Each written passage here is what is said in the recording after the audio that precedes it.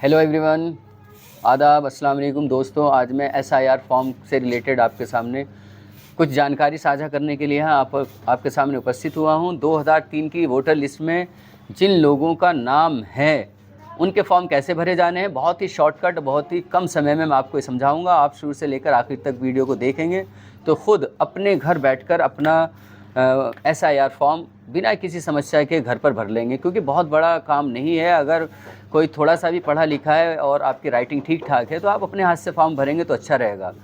ठीक है, तो यहाँ पर जैसे ये फॉर्म मिला हुआ है, सबसे पहले आप देखेंगे सबसे ऊपर है निर्वाचक का नाम है। निर्वाचक का नाम का मतलब आपका नाम होगा जिसके नाम का ये एसआईआर फॉर्म आया है। उसके नीचे ईपीईसी नंबर है, इसका मतलब होता है एपिक नंबर इसे बोलते हैं। मतलब वोटर आईडी जो है आपके पास, और उस वोटर आईडी में जो फ़ोटो होता है उसके ऊपर जो नंबर लिखा होता है उसे एपिक नंबर बोलते हैं। वो एपिक नंबर यहाँ लिखा हुआ होगा। उसके बाद आपका एड्रेस होगा, एड्रेस में आपका मकान नंबर होगा, मोहल्ला होगा और ये शहर का नाम होगा। उसके बाद दूसरा जो कॉलम है यहाँ पर क्रम संख्या मतलब किस नंबर पर आपका वोटर लिस्ट में नाम है वो होगा। और ये डिटेल जो दी गई है पिछले विधानसभा इलेक्शन के अकॉर्डिंग है, ये 2003 की अकॉर्डिंग नहीं है, 2003 की लिस्ट के अकॉर्डिंग नहीं है, ये वर्तमान की है जो अभी हालिया में आपने वोट किया था। और यहाँ पर भाग संख्या, ये सारी डिटेल है यहाँ पर होगी। यहाँ पर एक QR कोड होगा जिसको स्कैन करके आप अपनी डिटेल देख सकते हैं, और यहाँ पर एक आपका फ़ोटो भी होगा जिससे पता चलेगा कि आपका ही है। तो दोनों चीज़ें मैच कर लेंगे, फ़ोटो भी आपका है और ये यहाँ पर नाम भी आपका है। उसके साइड में एक फ़ोटो लगाने की जगह होगी जिसमें लिखा होगा फ़ोटो चिपकाएँ। तो आप वर्तमान जो इस समय का फ़ोटो है, बहुत पुराना फ़ोटो नहीं लगाना है। और फ़ोटो लगाते समय आपको कुछ एहतियात मैंने बताई हैं, वो दूसरी वीडियो में मैंने सारी डिटेल बता दी है। ठीक है, अब हम यहाँ पर आते हैं कि यहाँ पर जो डिटेल भरी जानी है वो सभी लोगों की भरी जानी है, चाहे वो 2003 की लिस्ट में उनका नाम था या नहीं था। ये वाला कॉलम सबका ही भरा जाना है। इसमें सबसे पहले जन्म तिथि, आप अपनी डेट ऑफ बर्थ लिखेंगे। देखिए, आपको इसको भरने के लिए सबसे पहले ये देखना है कि क्या आपके पास कोई प्रमाण पत्र है, हाई स्कूल की मार्कशीट है, या कोई आपके पास पासपोर्ट है, क्योंकि उसमें पासपोर्ट में बहुत छानबीन के बाद आपकी डिटेल बिल्कुल एक्चुअल होती है, ऑथेंटिक होती है। तो उसकी डिटेल आप यहाँ पर भर देंगे। क्या है उसमें, जन्म तिथि देखेंगे वो भर देंगे।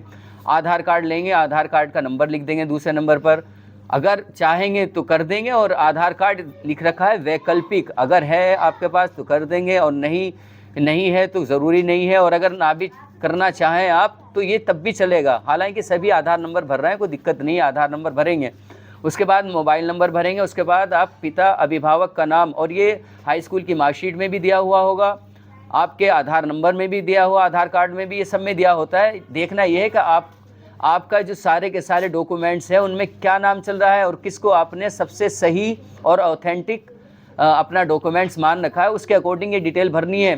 क्या मोबाइल नंबर भर दिया आपने, पिता अभिभावक का नाम भर दिया, सही से भरेंगे। और उसके बाद यहाँ पर पिता अभिभावक की एपिक नंबर का मतलब उनकी वोटर आईडी जो होगी, जो मैंने अभी बताया, वोटर आईडी के ऊपर जो एक फ़ोटो होता है, फ़ोटो के ऊपर एक छोटा सा नंबर लिखा हुआ होता है, तो वो यहाँ पर एपिक नंबर लिख देंगे। अगर उपलब्ध है उनकी एपिक आईडी तो भर देंगे, अगर नहीं है तो कोई बात नहीं, यहाँ भी ये उपलब्ध लिखा हुआ है, यदि उपलब्ध है तो भर दो एपिक नंबर, अदरवाइज़ छोड़ दीजिए। फिर माता का नाम लिखेंगे, माता का नाम भी आप लिख देंगे। अगर आपके पास हाई स्कूल की मार्कशीट है या पासपोर्ट है तो उसमें सारी डिटेल होती है, आप बड़े आसानी से भर देंगे। फिर माता जी का एपिक आईडी मतलब वोटर आईडी है और नंबर है तो आप उस पर लिख देंगे यहाँ पर। उसके बाद आता है पति या पत्नी, अगर कोई पुरुष है तो वो पत्नी का नाम लिखेगा और उनका एपिक नंबर लिखेगा, और इसी तरह से कोई महिला है तो अपने पति का नाम लिखेगी और उनका एपिक नंबर लिखेंगे।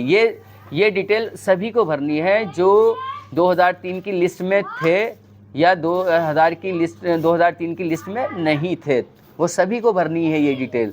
अब आता है कॉलम वो जो 2003 की लिस्ट में जिनका नाम था, वो ये वाला कॉलम भरेंगे। लिखा हुआ भी है पिछले एसआईआर की मतदाता सूची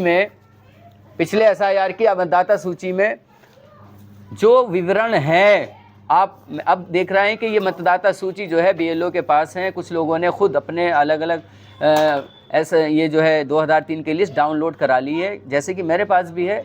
पूरी लिस्ट मैंने डाउनलोड करा ली थी जिससे कि मुझे भी फ़ायदा हो जाए और दूसरे लोग जो परेशान हुए फिर रहे हैं या नहीं करा सकते वो भी देख लें। तो उसमें देखें आप देखेंगे कैसे कि आपका जो नाम है वो कहाँ है, कौन से नंबर पर है, ये कैसे देखेंगे। तो आप देखेंगे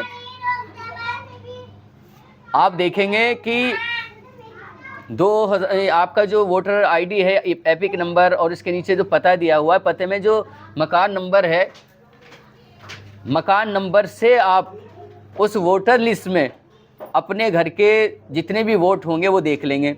जब आप मकान नंबर पर पहुंचेंगे, क्योंकि उसमें कॉलम बने हुए हैं वोटर लिस्ट में, क्रम संख्या, मकान नंबर और ये विधानसभा और ये नाम और फिर संबंध और फिर संबंधी का नाम और एपिक नंबर, इस तरह से कई सारे कॉलम हैं। तो वहाँ पर आप आसानी से, ऐसा नहीं कि आप पूरी लिस्ट देखेंगे तो उसमें घंटों लग जाएंगे। सिर्फ आपको मकान नंबर देखना है एड्रेस में, और उस मकान नंबर के ज़रिए से आप कितनी बड़ी वोटर लिस्ट हो उसमें आसानी से अपने घर के वोटर को आप देख सकते हैं कि कौन से नंबर पर है। तो यहाँ पर सबसे पहले हम देखेंगे पिछले SIR की मतदाता सूची में मतदाता का विवरण। अब मतदाता के विवरण में सबसे पहले देखेंगे कि ये 2003 की लिस्ट वालों का फॉर्म भरा जा रहा है। तो 2003 की लिस्ट में निर्वाचक का नाम, निर्वाचक का मतलब वोटर का नाम, आपके नाम जिसका SIR फॉर्म भरा जा रहा है उसमें उसका नाम किस तरह से लिखा हुआ है, हिंदी में कैसे लिखा हुआ है, आप यहाँ पर भर देंगे। जो डिटेल वहाँ पर हिंदी में, आप हिंदी में ही भर दीजिए। और कोई स्पेलिंग रॉन्ग भी है, गलत भी है, तो आप उसको जैसा उसमें लिखा हुआ है वैसा भर देंगे यहाँ पर, निर्वाचक का नाम। उसके बाद उनकी एपिक संख्या, EPC, जिसे हम एपिक संख्या बोल रहे हैं, उस 2003 की लिस्ट में जिस नंबर पर आपका वोट है उसी लाइन में सामने देखेंगे एपिक नंबर लिखा हुआ, वो ही यहाँ पर भरेंगे। क्योंकि कुछ लोगों के वोटर आईडी के एपिक नंबर चेंज हुए हैं, ये बहुत सारे लोगों ने अलग अलग बना रखे हैं। तो आप देखेंगे 2003 की लिस्ट में अगर एपिक नंबर था, जो था वो ही यहाँ पर भरना है, नहीं था छोड़ देना है। फिर संबंधी का नाम, वहाँ पर संबंधी का नाम भी लिखा हुआ है, इट मीन्स पिता का नाम लिखा हुआ होगा, ठीक है, तो वहाँ पिता का नाम लिख दें। अगर संबंधी में वहाँ पर माता का नाम है तो वो लिख दें, ठीक है। और उसके बाद क्या संबंध है, अगर पिता का नाम लिख रहे हैं तो आप लिखेंगे यहाँ पर पिता, माता का नाम लिखा है अगर आपने यहाँ पर तो आप लिख देंगे संबंध माता, ठीक है। उसके बाद ज़िला लिख देंगे जिस ज़िले में भी आप फॉर्म भर रहे हैं। उसके बाद राज्य का नाम लिख देंगे। उसके बाद विधानसभा का नाम, विधानसभा का नाम वर्तमान नहीं लिखना, उसी लिस्ट में देखेंगे कि उस समय जहाँ पर आप रह रहे हैं वो कौन सी विधानसभा कहलाती थी, उसका नाम क्या था, वो लिखेंगे।